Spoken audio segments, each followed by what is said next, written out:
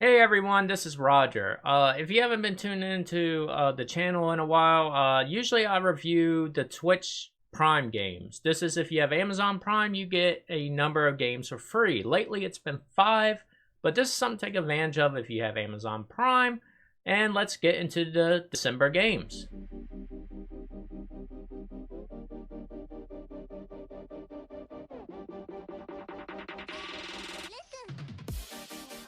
So for this month, I couldn't really find a theme with the games. Tried to think of some that was a stretch, but I think these are really 5 new games that we just don't have anything for. So the first game that came out this year was Toe Jam and Earl, Back in the Groove. This came out in actually March of this year and got a Metacritic score of 76, and the price was $15. I would call this a platformer game, and I hesitate why I would call this a platformer game is because the story is basically you're aliens and you steal a ship to impress these girls and you wreck on Earth, and it consists of 25 floors to find the 10 ship pieces that wrecked. There's not really jumping around, but I don't know what else to call this, so I would stick with platformer. And the goal here is to collect gifts to get powers to help you find these 10 gifts and dodge humans. And there's certain people that help you along the way, like a Buddha character, a scientist guy dressed up as a carrot to level up, stuff like that. So it's kind of cool graphics. It was like old school since this game was based off the Genesis version. But it struck me as like unique, and I kind of like the look of the game. You only get one camera view, so this view you see is basically all you have. It had cool characters. It was kind of funny. I was a little bit enjoying it. But I never played the original, and I think that's what was missing from me. This was very built on people that played the original and loved it. That's why this game kind of got made.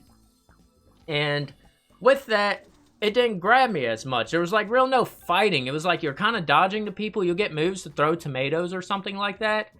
But it was just exploring, and it never held my interest. Like there was these randomly generated floors, which back in the Genesis time, meant a big deal. I think the original was made in like 91, so I could see that appeal then, but now it just doesn't hold to me. And that's why I would say do not download this. Again, I didn't play the original, and I think that was the real problem here.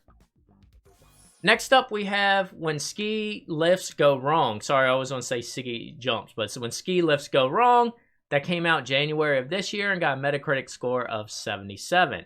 And it costs about 15 bucks. And this is your normal construction management simulation. Think Polybridge. You have a certain amount of money to build these ski lifts and help people transport from point A to point B.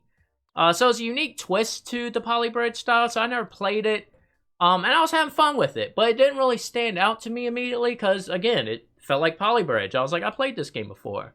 But when it started getting interesting was they added different things to do. So then you were the skier again, but you were getting down the mountain, so you had to build ramps to get to point A to point B. And then there was a snowmobile part where you had to help the snowmobile get to point A to point B. So you're building these ramps instead of lifts, and that added a lot of variety. You could actually even do stunts as a skier, so I thought that was kind of cool. And this is very similar to Polybridge of you have your basic building blocks, and then you build these suspension poles here to get up the mountain.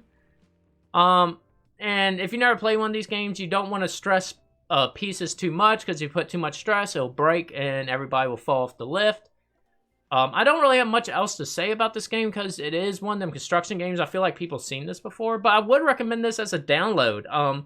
This one was different than the other ones I actually played, and I actually enjoyed it. It was nice to have a variety in this genre, and I enjoyed it a lot, and it was a simple game.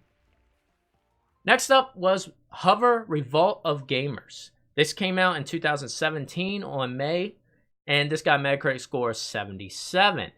This game costs $20, and it's parkour style. If you ever play Jet Set Radio, this game's going to remind you a lot of that. It was that style. I even felt like the graphics were kind of in that generation even. But it was like basically you're come back as a clone to help this revolution that there was a ban of video games. So kind of a cringy story to me personally, but it held my interest enough, and I did like the style of the graphics. It was like Jet Set Radio style. I was having a lot of fun. It was simple controls. It was A to jump, X to grind and do stunts. You had some other controls out of that, but that was basically it. And you could play first person or third person. I liked Mirror's Edge, so I tried first person a little bit. I'd like third better, but first was kind of fun twist. And along with the simple controls, the missions were okay. There were a lot of speed and stunt based one. It was Jet Set Radio style, so you're just doing a lot of like, let's race these other people, try to get a score to power up something, or collect these items. So nothing like too new there. But the level was pretty cool. As much as I got to on this one was the city, and it was pretty big. There was a lot of places to go. There was a lot of height changes, these weird like buildings to jump across. So I actually enjoyed the level, and there was still online players. I kind of bumped into some. I'm still questioning if they were bots or not, but they played like players, so it seemed like there was still online presence. And I would say download this. This was just something nice to play. You don't see too many parkour games, and I was a huge Mirror's Edge fan, so this kind of struck me there. But I was having fun. I wouldn't say the story grabbed me or anything, but I was really enjoying my time playing this. Next up, we have Hugh, which came out in August 2016 with a Metacritic score of 79 and cost $15. This game was actually free on PlayStation a couple years ago, and this is a puzzle platformer. And because it was free, I already played this a lot, so I helped record it anyways. But this was an indie game that had a unique style. It was like this monochrome look, and you collected colors to help you continue through the progress through the game. And that was a very interesting concept. With that, you had these puzzles, and there was like no fighting in this, so it was purely platformer with the puzzles. But you had like this huge maze thing. This was the level I always liked, where you had to change colors in order to open up paths. You have these crates you have to move around, and depending what color you have, if you could see them or not. And what was cool was if there was a yellow crate, you could change your background to yellow and just walk right through it. So it was a way to do that and make platforms appear. And this was a real cool variety. I do recommend playing this one with the controller, though, because your right stick changes colors, and that makes it easier. The graphics were great. I enjoyed the graphics a lot. They were simplistic, but it really stuck out to me. It reminded me somewhat of Limbo, but a little more plain, but I enjoyed it. And I actually think the story was okay. What was cool about the story was when you got a new color, she continued it by matching like the tone of the story. So, not to give too much spoilers here, but when you kind of get red, you're getting to more of like the darker, angrier part of the story. Blue is kind of a mellower stuff. So it was kind of cool how they were doing that. The story was enough to hold your interest, but I wouldn't say it was enough to be like grabbing you. An odd thing that I liked about this game, and I don't know why, was the death part. Like, some reason it stood out, like it kind of shocked you, the noise and all. So that was like intriguing to me. I don't know why that stood out, but it did. Other than that, for a puzzle game, this is really fun. I enjoyed this game a lot on the PlayStation. I was happy to see it. So of course I'm going to say download. I played this a lot, and just the puzzle mechanics of it was interesting and unique that I enjoyed it. The last game was Sherlock Holmes, The Devil's Daughter, and that came out in 2016 with a Metacritic score of 65. This game is still $50 on Steam. I was shocked to see that for about a 3-year-old game.